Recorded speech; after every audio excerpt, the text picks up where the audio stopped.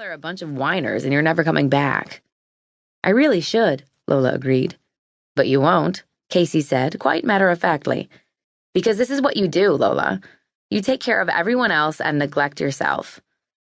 Give me a spoon so I don't have to lick the batter bowl. I don't neglect myself. And I was planning on licking the bowl. Casey shrugged and wiped the bowl clean with her finger. Yep, Lola was definitely a pussy. She was mulling over all of that in the middle of the group session the next morning. She wasn't thinking about how divorce made her feel, or how Betty was droning on and on about life choices. She was mentally absent from the discussion until Tamara, the counselor, snapped her out of it by asking, "Can we hear from you today, Lola?" What? No!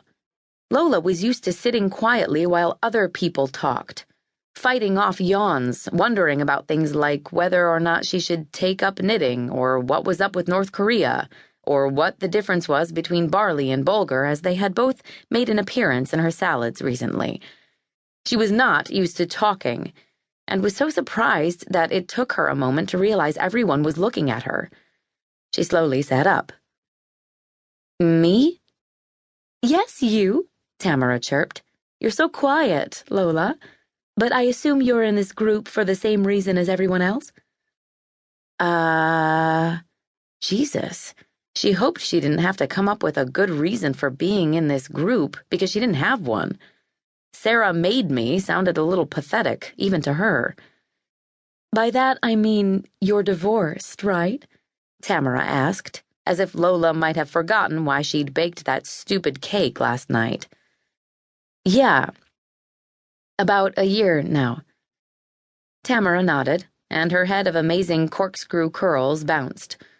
She leaned forward, her arm braced on her thigh, absently clicking the end of her pen. And it wasn't very dramatic, Lola said apologetically. We just grew apart. She lifted her shoulders, let them fall. That's what happened to me, Betty said as she studied her nail. I realized that somewhere along the way, Russell and I had gotten on two different ships and they'd gone in different directions. When did you get on your ship, Lola? I don't know that I got on a ship exactly. Lola hadn't had to think about what went wrong between her and Will in a very long time, and was suddenly aware how much she didn't want to think about it now. So how did you know you'd grown apart? Betty asked. I mean, I had no idea I even felt that way, until one morning Russell was eating breakfast. She suddenly leaned forward and looked around the group. That man ate the same cereal every morning of his damn life. Frosted mini-wheats. Can you imagine every day for 50 years you eat frosted mini-wheats for breakfast? Every morning the same thing, munch, munch, munch, munch, slurp. She shook her head. I was standing there listening to that, and it suddenly dawned on me. He and I weren't on the same planet anymore. Everyone in the circle nodded. Lola eased back in her metal seat, sure that Betty would take over. But Betty didn't take over. She looked at Lola and asked curiously, So how did you know, Lola? Well, it had nothing to do with frosted mini-wheats, she said, and laughed a little. No one else did. It wasn't anything like that. Will would never go near cereal. He was very careful with his diet. Lola fancied herself an excellent cook, but Will always complained if the meal wasn't a salad and a piece of fish with some flaxseed or some bullshit sprinkled on top. Whatever happened to lasagna? When did it become the bad guy? So what did it have to do with? Betty pressed. Lola swallowed.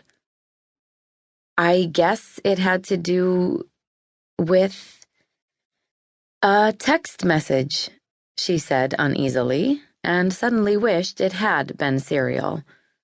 How easy would that be? Will, we're through because I don't like your cereal choices.